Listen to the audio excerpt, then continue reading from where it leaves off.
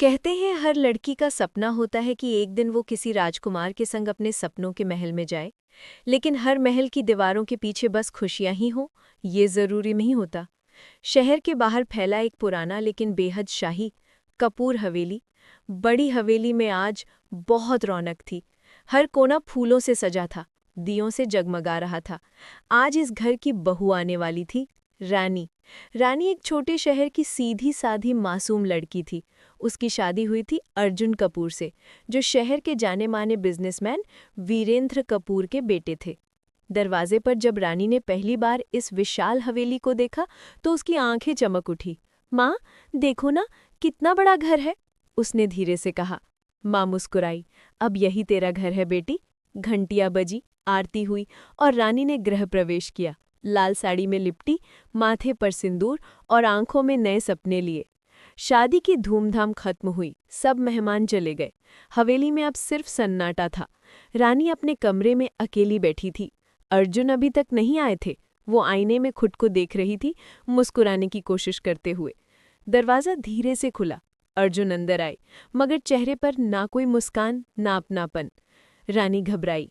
आप बैठिए ना, अर्जुन ठंडी आवाज में बोले। देखो रानी, ये शादी मेरे पापा की जिद थी, मेरे लिए नहीं। रानी के चेहरे से मुस्कान गायब हो गई। अर्जुन ने आगे कहा, मैं किसी और से प्यार करता हूँ और अब भी वही मेरी जिंदगी है, तो हम दोनों अपनी अपनी दुनिया में रहे, ठीक है? रानी के होंठ कांपे, पर आवाज न निकली। बस उसकी आंखों में आंसू थे। सुबह सूरज की किरणें कमरे में आईं। रानी ने खुद को संभाला और कमरे से बाहर आई।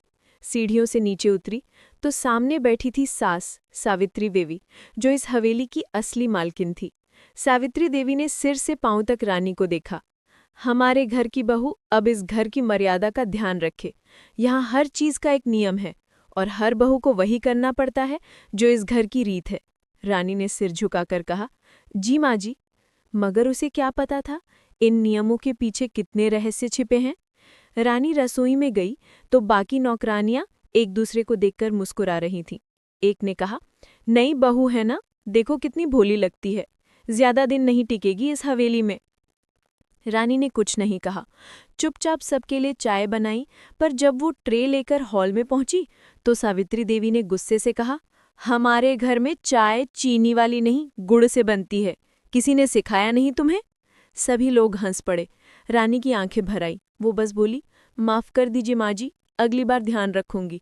रानी कमरे में लौटी तो अर्जुन फिर नहीं थे।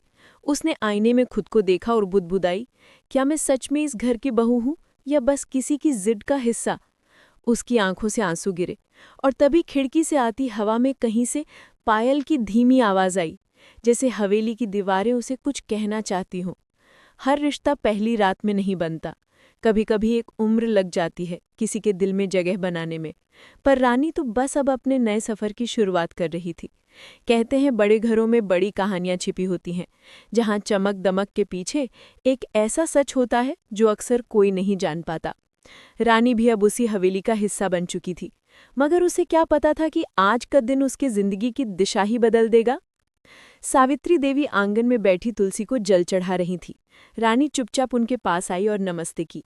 माँ जी, आपने बुलाया था? सावित्री देवी ने उसकी तरफ बिना देखे कहा। हाँ रानी, आज से तुम्हें घर की जिम्मेदारियां संभालनी है। रानी मुस्कुराई। जी माँ जी, जो कहेंगी करूंगी। सावित्री देवी ने ठंडी नजरों से देखा। आज शाम को इस हवेली में बहुत मेहमान आने वाले हैं, हर चीज में कोई गलती नहीं होनी चाहिए। रसोई, साज सज्जा, सब तुम्हारे जिम्मे है। रानी ने सिर झुका लिया। जी। पूरा दिन रानी भाग दौड़ करती रही, रसोई में सब्जियां काटते हुए, खाना बनाते हुए, नौकरों को निर्देश देती हुई। वो थक गई थी, पर उसके चेहरे पर मुस्कान बनी रही। वहीं नौकरानियों में से लक्ष्मी बोली, बहू जी, पहली बार कोई नई बहू खुद सब कुछ कर रही है, वरना यहाँ तो बस हुक्म चलाने वाली बहुएं ही रही हैं। रानी ने बस हल्के से मुस्कुराकर कहा, माँ जी के घर की इज्जत मेरी इज्जत है। हवेली में मेहमानों का आना शुरू हुआ। सावित्री देवी के पुराने दोस्त, कुछ रिश्तेदार और बिजनेस पार्टनर्स आए हुए थे। रानी ने लाल सिल्क की साड़ी पहनी थी, सादगी और शालीनता से भरी। वो सबके लिए पानी और नाश्ता परोस रही थी। सब उसे देखकर बोले, बहुत संस्कारी बहू है आपकी सावित्री जी। सावित्री देवी ने मुस्कुराकर कहा, देखते हैं ये संस्कार कब तक टिकते हैं। रानी ने सुना पर चुप रही। रानी जब मिठाई परोसने लगी तो गलती से उसके हाथ से एक प्याली गिर गई। मिठाई जमीन पर बिखर गई। सभी मेहमानों के सामने सावित्री देवी का चेहरा सख्त हो गया। उन्होंने ऊंची आवाज में कहा, हमारे घर की बहू को इतना भी नहीं पता कि कैसे थाल पकड़ा जाता है। पूरा हॉल सन्न रह गया। रानी ने कांपते हुए कहा, माफ कर दीजिए माँ जी, हाथ फिसल गया। सावित्री देवी ने ठंडी आवाज में कहा, गलती छोटी हो या बड़ी, इस घर में माफी नहीं मिलती, सजा मिलती है। सब मेहमान चले गए। रात के खाने के बाद सावित्री देवी ने रानी को अपने कमरे में बुलाया। आज से तुम हवेली की पूजा और रसोई दोनों अकेले संभालोगी। कोई नौकर तुम्हारी मदद नहीं करेगा, और अगर एक भी गलती हुई तो समझ लेना तुम्हारे मायके वालों को बुलाना पड़ेगा। रानी की आंखों में आंसू आ गए। मां जी, मैं पूरी कोशिश करूंगी, सावित्री देवी ने सख्ती से कहा। कोशिश नहीं, परफेक्शन चाहिए। इस घर की बहू बनना आसान नहीं है रानी। रानी अपने कमरे में गई तो देखा अर्जुन खिड़की के पास खड़े हैं। बस सुनने वाला चाहिए। रानी अब इस हवेली का हिस्सा तो बन चुकी थी, लेकिन अब वो हवेली उसे अपने राज बताने लगी थी। सुबह की ठंडी हवा में रानी ने पूजा की थाल सजाई, दीप जलाया और मन ही मन कहा, अब मैं किसी से नहीं डरूंगी, माँ जी का आदेश मानूंगी, लेकिन अपनी पहचान भी बनाऊंगी। उसने पूरे घर के लिए नाश्ता अकेले तैयार किया। सावित्री देवी ने देखा हर चीज एकदम परफेक्ट थी, चेहरे पर कोई शिकन नहीं। सावित्री देवी ने मन ही मन सोचा, ये लड़की दिखने में भोली है पर दिल की मजबूत लगती है। रानी पूजा की फूलमालाएं रखने ऊपर के कमरे में गई। वहां उसने देखा एक दरवाजा जो हमेशा बंद रहता था आज थोड़ा खुला हुआ था। उसने धीरे धीरे दरवाजा धक्का दिया। अंदर पुरानी तस्वीरें, धूल भरे फर्नीचर और एक टूटा हुआ आईना पड़ा था। दीवार पर लगे एक बड़ी तस्वीर देखकर रानी ठिठक गई। वो तस्वीर सावित्री देवी की थी, लेकिन उनके पास खड़ी एक और औरत जो बिल्कुल उनके जैसी दिखती थी। रानी हैरान थी। ये कौन है? माँ जी की जुड़वा बहन? अचानक पीछे से आवाज आई, वहां कौन है? रानी पलटी। नौकरानी लक्ष्मी खड़ी थी, डरते हुए बोली, बहू जी, वहां मत जाइए, उस कमरे में कोई नहीं जाता। रानी ने पूछा, क्यों, क्या खास है इस कमरे में? लक्ष्मी ने डरकर कहा, वो कमरा मालकिन की बहन रूपा देवी का है। 15 साल पहले यहाँ कुछ हुआ था, तब से वो कमरा बंद है। रानी सोने जा रही थी कि उसे फिर वही खिड़की से आती पायल की आवाज सुनाई दी। धीरे धीरे वो बाहर आई। सीढ़ियों के पास हल्की रोशनी और हवा में घुली अजीब सी खुशबू। उसने देखा पुराना कमरा फिर थोड़ा खुला हुआ था। रानी अंदर गई। कमरा वैसे ही था, लेकिन इस बार आईने में किसी का धुंधला चेहरा दिखा, जैसे कोई उसे देख रहा हो। वो घबरा गई और दरवाजा बंद कर भागी। सुबह सावित्री देवी ने पूछा, रानी, कल रात तुम ऊपर क्या कर रही थी? रानी सकपका गई। माँ जी, मैं बस पूजा के फूल लेने गई थी। सावित्री देवी का चेहरा कठोर हो गया। उस कमरे में फिर कभी मत जाना, समझी? उस जगह का दरवाजा अगर दोबारा खुला तो इस घर में कोई चैन से नहीं सो पाएगा। रानी हैरान थी। आखिर उस कमरे में ऐसा क्या है जिसे सब छिपा रहे हैं? रानी ने उस दिन पहली बार अर्जुन से कहा, आपको पता है हवेली के पुराने कमरे के बारे में? अर्जुन चुप रहा, फिर धीरे से बोला, रानी, उस कमरे का नाम मत लो। वो अतीत का ऐसा पन्ना है जिसे दोबारा खोलना इस घर के लिए अभिशाप है। रानी ने कहा, पर सच तो कभी छिप नहीं सकता अर्जुन जी। अर्जुन ने उसे देखा। पहली बार उसकी आंखों में कुछ नरमी थी। तुम बहुत जिद्दी हो रानी। रानी मुस्कुराई। सच की तलाश करने वाली हमेशा जिद्दी ही होती है। रानी जब शाम को मंदिर में दीप रख रही थी, तभी हवा से एक पुरानी डायरी उसके पास गिरी। उस डायरी के पहले पन्ने पर लिखा था, मैं रूपा देवी आज सबको सच्चाई बताना चाहती हूँ। रानी का दिल जोर जोर से धड़कने लगा। वो डायरी उठाकर अपने कमरे में गई और पढ़ना शुरू किया। डायरी में लिखा था, सावित्री और मैं जुड़वा बहनें हैं, लेकिन इस हवेली की एक ही मालकिन हो सकती थी, इसलिए उसने मुझे इस कमरे में कैद कर दिया। रानी के हाथ कांप उठे। क्या मांझी ने अपनी ही बहन के साथ? रानी ने डायरी बंद की, तभी खिड़की के बाहर से वही पायल की आवाज आई। उसने मुड़कर देखा। आईने में एक परछाई खड़ी थी, सफेद साड़ी में, बिल्कुल सावित्री देवी जैसी। रानी ने डरकर कहा, कौन हो तुम? और वो परछाई बोली, मैं वो हूं जिसे इस हवेली ने भुला दिया। रानी चीख उठी। लाइटें झपकने लगी, हवा तेज चलने लगी। हवेली की दीवारों से जैसे कोई फुसफुसा रहा था, सच बाहर आएगा बहुत जल्द। रानी ने हवेली का सबसे बड़ा राज छेड़ दिया था। अब वो पीछे नहीं हट सकती थी। सच की ये राह उसे कहाँ ले जाएगी, ये तो वक्त ही बताएगा। हर घर में कुछ राज होते हैं, कुछ लोग छिपा लेते हैं और कुछ राज वक्त खुद खोल देता है। रानी अब उस सच्चाई के करीब थी जिसने सालों से इस हवेली को अंधेरे में रखा था। रानी बिस्तर पर बैठी थी, हाथ में वही डायरी थी। उसके कानों में अब भी वो आवाज गूंज रही थी, मैं वो हूं जिसे इस हवेली ने भुला दिया। वो हिम्मत जुटाकर उठी और खिड़की की ओर गई। हवा तेज चल रही थी, पर खिड़की बंद थी। फिर भी किसी की मौजूदगी महसूस हो रही थी। रानी ने डरते हुए कहा, कौन हो तुम? सामने आओ। धीरे धीरे कमरे में ठंड बढ़ने लगी। आईने में धुंधली परछाई उभरने लगी। वही सफेद साड़ी में औरत, चेहरे पर गहरी उदासी। आवाज आई, मैं रूपा हूं, सावित्री की जुड़वां बहन। रानी कांप गई। आप मर चुकी है ना? रूपा की आत्मा, मर गई थी, पर अधूरी थी मेरी कहानी। जब तक सच बाहर नहीं आएगा मैं चैन नहीं पा सकती। सालों पहले इस हवेली की मालकिन बनने की होड़ में सावित्री ने मुझे फंसा दिया। घर की जायदाद, हवेली की कुर्सी, सब कुछ उसका हक बन गया। मुझे इस कमरे में बंद कर दिया गया और एक रात जहर दे दिया गया। तब से मेरी आत्मा इसी हवेली में भटक रही है। रानी की आंखों से आंसू निकल आए। नहीं माँ जी, ऐसा कैसे कर सकती है? रूपा बोली, सावित्री बुरी नहीं थी, बस लालच ने उसे अंधा कर दिया था। पर अब वक्त है कि सच्चाई सबके सामने आए। रानी ने डरते हुए पूछा, मैं क्या कर सकती हूँ? रूपा की आत्मा बोली, तुम्हें मेरी मौत की सच्चाई सबको बतानी होगी। मेरी अस्थियां अब भी हवेली के पुरानी कुएं के पास है। रानी सन रह गई। सुबह सावित्री देवी ने देखा। रानी थकी हुई और डरी हुई लग रही थी। उन्होंने शक भरी नजरों से पूछा, रानी, सब ठीक है ना? कहीं फिर ऊपर तो नहीं गई थी? रानी ने नजरें झुका ली। नहीं माँ जी। सावित्री देवी ने कहा, ध्यान रहे, इस घर में जो अतीत खोदने की कोशिश करता है वो खुद इसमें दब जाता है। रानी का दिल धड़क उठा। क्या माँ जी जानती हैं कि मैं सच्चाई के करीब पहुंच गई हूँ? शाम को अर्जुन रानी के कमरे में आया। पहली बार उसके चेहरे पर नरमी थी। रानी माँ ने बताया कि तुम अब अकेले सारा काम संभाल रही हो। मुझे लगा तुम यहाँ टिक नहीं पाओगी, पर तुमने सब गलत साबित कर दिया। रानी ने धीरे से कहा, अर्जुन जी, मैं इस घर की बहू हूं तो इसका सच भी मेरा है। अर्जुन हैरान हुआ, क्या मतलब? रानी ने कुछ नहीं कहा, बस वो डायरी उसकी तरफ बढ़ा दी। अर्जुन ने पढ़ना शुरू किया और उसका चेहरा सफेद पड़ गया। ये सब सच नहीं हो सकता। रानी ने कहा, अगर ये झूठ होता तो रूपा देवी की आत्मा इस हवेली में क्यों भटकती? अर्जुन ने सिर झुका लिया। माँ ने कभी ये बात हमें बताई ही नहीं। रानी ने तय किया, आज वो रूपा देवी की आत्मा की आखिरी इच्छा पूरी करेगी। वो चुपचाप रात में आंगन पार करके पुरानी कुएं की तरफ गई। हवा ठंडी थी, चारों तरफ सन्नाटा। कुएं के पास वो रुकी और कहा, रूपा देवी, मैं आपकी अस्थियां ढूंढने आई हूँ। अचानक हवा तेज चलने लगी, पत्ते उड़ने लगे। कुएं के पास जमीन पर खुद ब खुद मिट्टी खिसकने लगी और वहां से एक पुराना लकड़ी का डिब्बा दिखाई दिया। रानी ने कांपते हाथों से उसे खोला। अंदर एक कपड़े में लिपटी हड्डियां और एक सोने की चूड़ी थी। रूपा की आत्मा सामने प्रकट हुई। धन्यवाद रानी, तुमने मुझे मुक्ति की राह दिखाई है। रानी रो पड़ी। अब आप चैन से रहिए।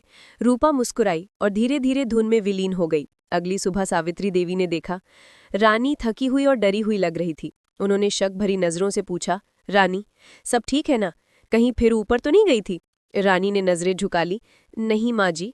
सावित्री देवी ने कहा, ध्यान रहे, इस घर में जो अतीत खोदने की कोशिश करता है वो खुद इसमें दब जाता है। रानी का दिल धड़क उठा। क्या माँ जी जानती हैं कि मैं सच्चाई के करीब पहुंच गई हूँ? शाम को अर्जुन रानी के कमरे में आया। पहली बार उसके चेहरे पर नरमी थी। रानी माँ ने बताया कि तुम अब अकेले सारा काम संभाल रही हो। मुझे लगा तुम यहाँ टिक नहीं पाओगी, पर तुमने सब गलत साबित कर दिया। रानी ने धीरे से कहा, अर्जुन जी, मैं इस घर की बहू हूं तो इसका सच भी मेरा है। अर्जुन हैरान हुआ, क्या मतलब? रानी ने कुछ नहीं कहा, बस वो डायरी उसकी तरफ बढ़ा दी। अर्जुन ने पढ़ना शुरू किया और उसका चेहरा सफेद पड़ गया। ये सब सच नहीं हो सकता। रानी ने कहा, अगर ये झूठ होता तो रूपा देवी की आत्मा इस हवेली में क्यों भटकती? अर्जुन ने सिर झुका लिया। माँ ने कभी ये बात हमें बताई ही नहीं। रानी ने तय किया, आज वो रूपा देवी की आत्मा की आखिरी इच्छा पूरी करेगी। वो चुपचाप रात में आंगन पार करके पुराने कुएं की तरफ गई। हवा ठंडी थी, चारों तरफ सन्नाटा। कुएं के पास वो रुकी और कहा, रूपा देवी, मैं आपकी अस्थियां ढूंढने आई हूँ। अचानक हवा तेज चलने लगी, पत्ते उड़ने लगे। कुएं के पास जमीन पर खुद ब खुद मिट्टी खिसकने लगी और वहां से एक पुराना लकड़ी का डिब्बा दिखाई दिया। रानी ने कांपते हाथों से उसे खोला। अंदर एक कपड़े में लिपटी हड्डियां और एक सोने की चूड़ी थी। रूपा की आत्मा सामने प्रकट हुई। धन्यवाद रानी, तुमने मुझे मुक्ति की राह दिखाई है। रानी रो पड़ी। अब आप चैन से रहिए। रूपा मुस्कुराई और धीरे धीरे धुन में विलीन हो गई।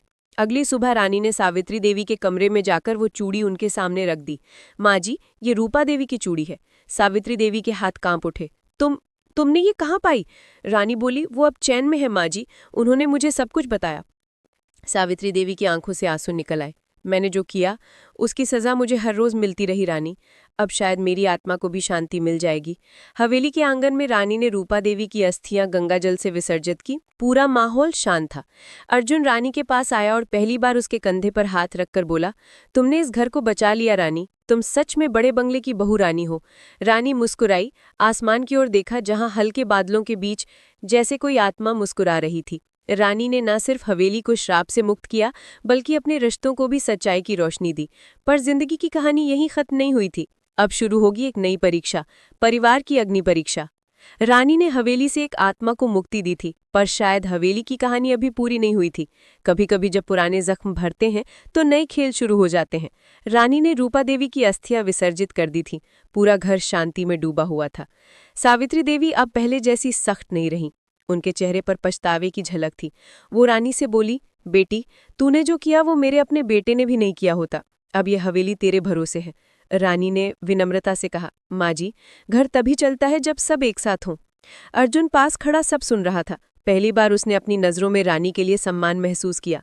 3 दिन बाद हवेली के मुख्य दरवाजे पर एक लंबी गाड़ी आकर रुकी। अंदर से एक औरत उतरी, महंगे कपड़े, ऊंची हील्स और गहरे लाल लिपस्टिक के साथ। सावित्री देवी ने कहा, ये है रिया, मेरी दूर की भतीजी। कुछ दिन हमारे साथ रहे भी। रानी ने मुस्कुराकर उसका स्वागत किया। रिया ने हल्की हंसी में कहा, बहुत सुन रखा है आपके बारे में, हवेली की बहू रानी। रानी को उसकी नज़रों में अजीब सी चुनौती दिखी। शाम को रानी ने देखा, रिया और अर्जुन पुराने दिनों की बातें कर रहे हैं। अर्जुन मुस्कुरा रहा था और रानी के दिल में हल्की टीस उठी। रानी धीरे से बोली, रिया जी को आप पहले से जानते हैं?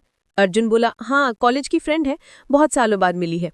रिया मुस्कुराई और, अब मैं यहाँ कुछ दिन रहूंगी ताकि पुराने रिश्ते फिर से ताज़ा हो जाए। रानी ने महसूस किया कि रिया की मुस्कान के पीछे कुछ और था, एक चाल, एक मकसद। रात को सावित्री देवी ने रानी को बुलाया। रानी, मैं जानती हूँ रिया जैसी दिखती है वैसी नहीं है। वो पहले भी इस घर में फूट डाल चुकी है, सावधान रहना।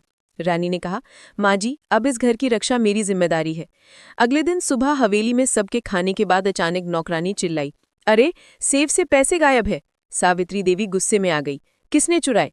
रिया ने धीमे से कहा, मुझे तो लगा बहू जी कल सेफ के पास गई थी। रानी चौंकी, मैं तो वहां गई नहीं। सभी लोग उसकी ओर देखने लगे। सावित्री देवी के चेहरे पर फिर से वही पुरानी कठोरता लौट आई। रानी, अगर तुम्हारे हाथ साफ हैं तो खुद को साबित करो। रानी बोली, जरूर माँ जी, मैं साबित करूंगी कि मैं दोषी नहीं हूँ। रानी ने नौकरों से पूछताछ की। एक नौकर ने बताया, मालकिन कल रात को रिया मैडम के कमरे के पास गया था। उनके पास सेफ की चाबी जैसी कोई चीज दिखी थी। रानी ने चुपचाप रिया के कमरे की तलाशी ली। ड्रेसिंग टेबल के नीचे उसे एक छोटा पर्स मिला, जिसमें वही सोने का लॉकेट था जो सेफ में रखा था। रानी ने सबके सामने वो पर्स लाकर रखा। माँ जी, शायद अब आपको सच्चाई दिख जाए। रिया तिलमिला गई, ये झूठ है, किसी ने फंसाया है मुझे। रानी ने कहा, अगर झूठ है तो सच खुद साबित हो जाएगा, लेकिन जो घर को तोड़ने आएगा मैं उसे कभी नहीं छोड़ूंगी। सावित्री देवी बोली, रिया, तुम अब इस घर से जा सकती हो। रिया ने जाते जाते रानी की ओर घूरकर कहा, बहुत जल्दी महल फिर मिलेंगे बहू रानी, ये खेल अभी खत्म नहीं हुआ है।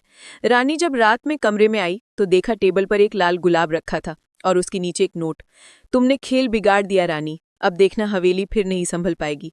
रानी ने कागज को मुट्ठी में दबाया और बोली, जिस हवेली को मैंने भूतों से बचाया उसे इंसानों की चाल से भी बचाऊंगी। अर्जुन कमरे में आया। क्या हुआ रानी? रानी ने मुस्कुराकर कहा, बस अब असली लड़ाई शुरू हुई है। रूपा देवी की आत्मा तो चली गई, पर रानी की जिंदगी में अब एक और जंग शुरू हो चुकी थी, धोखे, चाल और बदले की जंग। कभी कभी जो चला जाता है वो लौटकर और भी खतरनाक बनकर आता है। रानी सोच भी नहीं सकती थी कि जिसे उसने हवेली से बाहर निकाला था वो फिर एक नए रूप में लौटेगी, और इस बार सिर्फ बदले के लिए। रिया के जाने के बाद हवेली में कुछ दिनों तक शांति रही। रानी पूजा करती, घर संभालती और अर्जुन के साथ थोड़ा समय बिताने लगी थी। अर्जुन अब पहले जैसा नहीं रहा, वो धीरे धीरे रानी की कद्र करने लगा था। एक शाम वो बोला, रानी, मुझे नहीं पता तुमने ये सब कैसे सहा, पर अब से मैं तुम्हारे साथ हूँ। रानी की आंखें नम हो गई। बस यही तो चाहिए था अर्जुन जी, आपका साथ। सावित्री देवी दूर से ये सब देखकर मुस्कुरा दी। शायद सालों बाद हवेली में सुकून लौट आया था, पर वो सुकून ज्यादा देर टिकने वाला नहीं था। 3 दिन बाद हवेली में एक नया नौकर आया, रघु। उसका चेहरा किसी को जाना पहचाना सा लगा, पर किसी ने ध्यान नहीं दिया। रानी ने उसे काम समझाया और कहा, साफ सफाई ध्यान से करना, ये हवेली अब नई जिंदगी जी रही है। रघु ने झुककर कहा, जी मालकिन। लेकिन जैसे ही रानी चली गई उसने अपने बैग से एक पुरानी फोटो निकाली। उसमें रिया और वो खुद एक साथ थे। रघु मुस्कुराया, अब शुरू होगा असली खेल। रात में हवेली की बिजली अचानक चली गई। रानी ने टॉर्च जलाई और देखा, पूजा का दिया बुझा हुआ था। सावित्री देवी घबराई हुई बोली, रानी, ये शुभ संकेत नहीं है। अगले दिन मंदिर की मूर्ति पर लाल रंग के निशान पाए गए। सब लोग हैरान थे। रानी बोली, किसी ने जानबूझकर किया है ये, मैं पता लगाऊंगी। अगले दिन हवेली के गेट पर एक काली गाड़ी लुकी। ड्राइवर ने दरवाजा खोला और बाहर निकली रिया, लेकिन इस बार उसने साड़ी और मांग में सिंदूर लगाया था। सावित्री देवी चौंक गई। रिया, तुम यहाँ फिर क्यों आई हो? रिया ने मुस्कुराते हुए कहा, क्यों माँ जी, घर की बहू को आने से कोई रोक सकता है? सावित्री देवी ने हैरानी से कहा, बहू? क्या मतलब? रिया ने गर्व से कहा, मैं अर्जुन की पहली पत्नी हूं और ये मेरा घर है। पूरा घर सन रह गया। रानी ने कांपते हुए अर्जुन की ओर देखा, ये क्या कह रही है? अर्जुन हैरान था। रिया झूठ बोल रही है, मैंने कभी इससे शादी नहीं की। रिया ने एक फाइल टेबल पर फेंकी। ये शादी के रजिस्ट्रेशन पेपर है अर्जुन, तुम्हारे साइन, गवाह और फोटो सब कुछ। रानी के पैरों तले जमीन खिसक गई। रानी ने सावित्री देवी से पूछा, माँ जी, क्या ये सच है? सावित्री देवी ने चुपचाप आंखें झुका ली। रिया से अर्जुन की शादी मैंने नहीं करवाई थी, बल्कि मेरे पति ने, जब अर्जुन सिर्फ 18 साल का था। रानी चौंक गई। क्या? यानी रिया अर्जुन की बचपन की पत्नी थी? सावित्री देवी ने सिर हिलाया। हाँ, लेकिन तब रिया हमारे नौकर की बेटी थी। मेरे पति ने किसी पुराने कर्ज को चुकाने के लिए ये रिश्ता कर दिया था।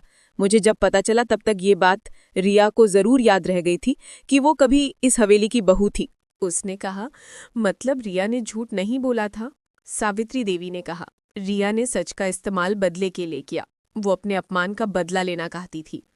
रानी बोली, पर माँ जी, अगर ये सब सच था तो आपने मुझे क्यों नहीं बताया? सावित्री देवी बोली, क्योंकि मैंने सोचा था वो रिश्ता अब मिट चुका है, पर लगता है अतीत कभी पूरी तरह नहीं मिटता।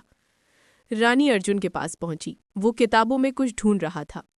रानी ने गहरी आवाज में कहा, अर्जुन जी, आप मुझसे कुछ छिपा रहे हैं? अर्जुन ने नजरें झुका ली।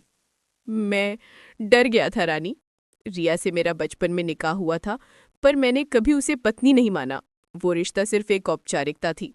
रानी ने कहा, फिर भी सच तो सच होता है अर्जुन जी, और रिया इसी सच का बदला लेने लौटी थी। अर्जुन ने आंसू भरी आंखों से कहा, मुझसे गलती हुई, पर मैं अब उसे सुधारना चाहता हूं। रानी ने दृढ़ आवाज में कहा, सुधारने के लिए हिम्मत चाहिए, और इस बार हमें सिर्फ सच्चाई से लड़ना होगा। रात को हवेली के बाहर एक काली कार आ पर रुकी। रिया उसमें से उतरी। उसके चेहरे पर घाव के निशान थे, पर आंखों में अब भी नफरत जल रही थी। वो बुदबुदाई, तो अब रानी को सब पता चल गया। अब देखती हूँ वो क्या करती है। उसने फोन निकाला और कहा, प्लान शुरू करो, अब अगला बार उनके बिजनेस पर होगा। सुबह हवेली के आंगन में रानी ने अर्जुन और सावित्री देवी को बुलाया। माँ जी, अर्जुन जी, मैं अब डर कर नहीं रह सकती। रिया से लड़ाई अदालत में नहीं, सच्चाई के सामने होगी। अर्जुन ने पूछा, क्या करने का सोच रही हो? रानी बोली, रिया को उसके अपने सच के सामने खड़ा करना है। उसे दिखाना है कि प्यार और इंसाफ झूठ पर नहीं टिकता। रानी हवेली के पुराने हिस्से में गई, जहां बरसों से कोई नहीं जाता था। वहां दीवार पर पुराने दस्तावेज टंगे थे। एक फाइल पर लिखा था, रिया की देखरेख समझौता, पत्र वीरेंद्र कपूर। रानी ने फाइल खोली और देखा कि उसमें लिखा था, रिया को हवेली में गोद लेकर पाला जाएगा। शादी की रस्म प्रतीकात्मक है, कानूनी नहीं। रानी की आंखें चमक उठी। मतलब वो शादी असली थी ही नहीं। अगले दिन हवेली में सभी परिवार के लोग मौजूद थे। रिया फिर आई, इस बार धमकाते हुए, अब तुम्हारा खेल खत्म रानी, मैंने सब तैयार कर लिया है। रानी मुस्कुराई। रिया जी, पहले ये फाइल देखिए। रानी ने दस्तावेज खोले और जोर से पढ़ा। शादी प्रतीकात्मक थी, कानूनी नहीं। रिया के हाथ कांपने लगे। ये झूठ है। अर्जुन ने कहा, नहीं, ये सच्चाई है जो मेरे पिता ने खुद साइन की थी। सावित्री देवी बोली, रिया, तू हवेली की बेटी जैसी थी, पर तूने इस बदले में इस घर की नींव हिलाने की कोशिश की। रिया की आंखों में आंसू आ गए और वो चिल्लाई, मुझे बस इज्जत चाहिए थी, मैं बदला नहीं चाहती थी। रानी उसके पास गई और धीरे से कहा, जिसे तूने इज्जत समझा वो बस झूठे अहंकार की परछाई थी। रिया घुटनों पर गिर गई और बोली, मुझे माफ कर दो। रिया हवेली छोड़कर चली गई और रानी ने उस फाइल को हवेली के मंदिर में रख दिया। अर्जुन ने कहा, रानी, तूने सिर्फ मेरा नहीं, इस घर का भी सम्मान बचाया। रानी मुस्कुराई। अब हवेली में अतीत नहीं, भविष्य गूंजेगा। कभी कभी सच्चाई देर से आती है, पर जब आती है तो हर अंधेरा मिटा देती है। रानी ने साबित कर दिया कि बहू होना सिर्फ नाम नहीं, एक जिम्मेदारी है। पर कहानी यही खत्म नहीं होती, क्योंकि जिंदगी के अगले मोड़ पर रानी का सामना होने वाला है एक ऐसे दुश्मन से जो इस बार परिवार के भीतर से उठेगा। कभी कभी सबसे बड़ा खतरा बाहर से नहीं बल्कि अपने ही घर के भीतर से उठता है।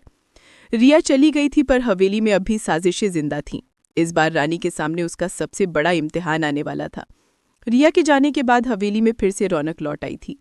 रानी सुबह सुबह पूजा करती, सावित्री देवी मुस्कुराती और अर्जुन अब हर दिन उसके साथ नाश्ता करता। अर्जुन बोला, रानी अब सब ठीक हो गया है, चलो कुछ दिनों के लिए कहीं घूम आते हैं।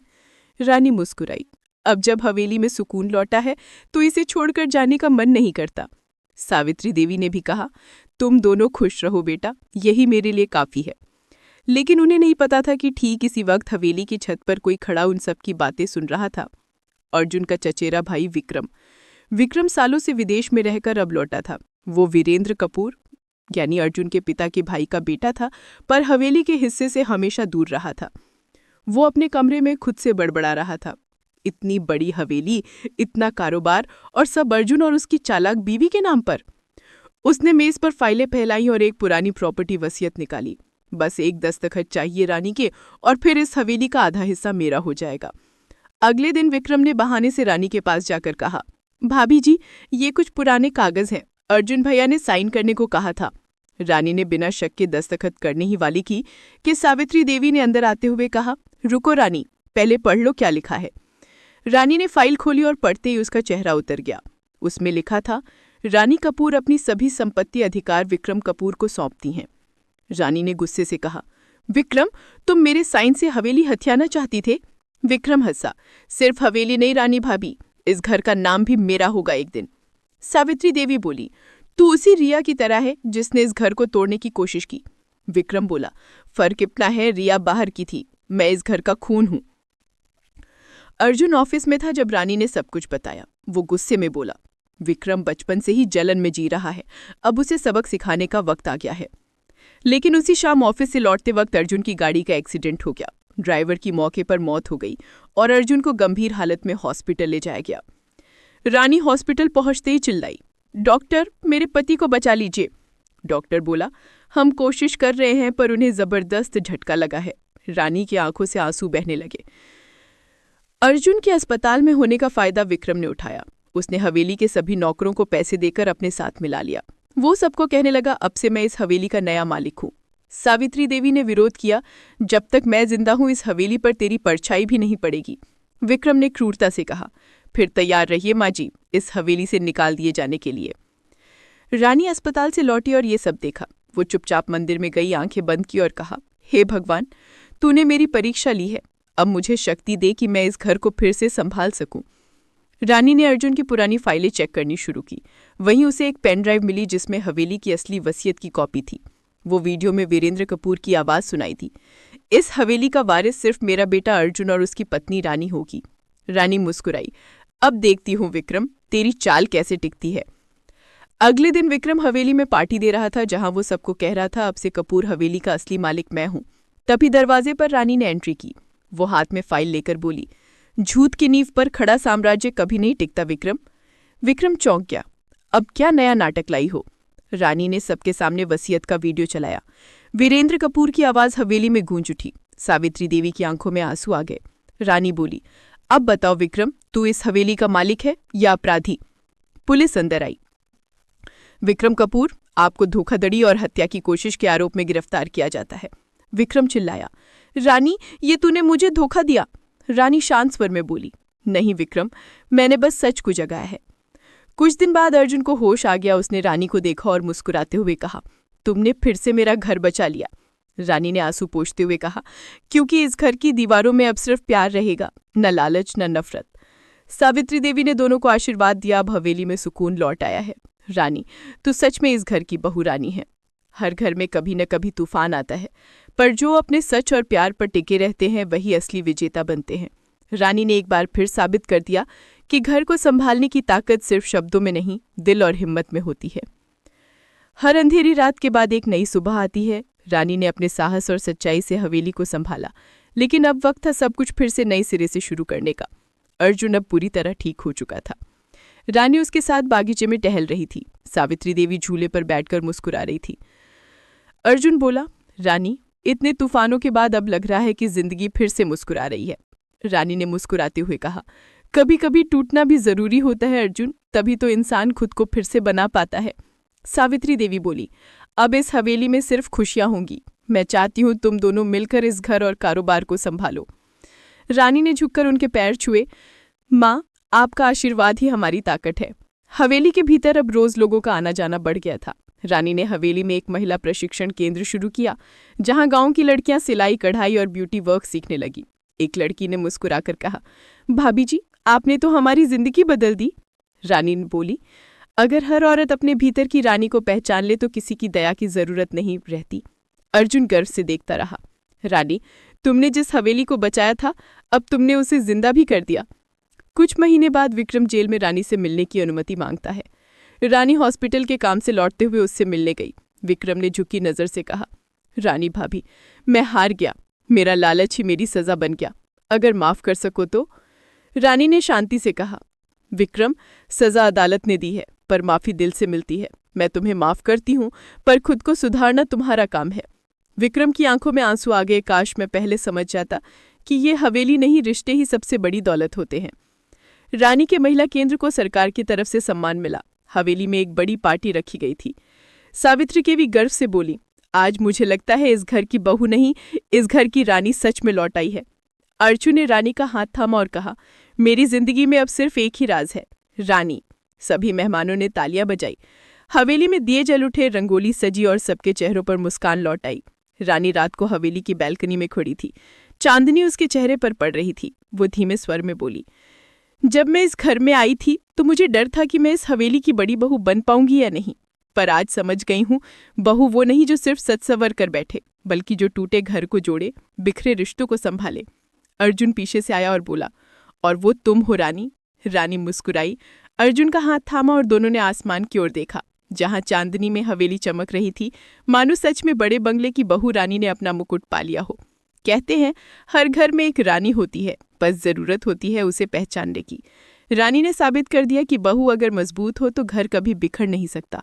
अगर आपको हमारी कहानी पसंद आई तो लाइक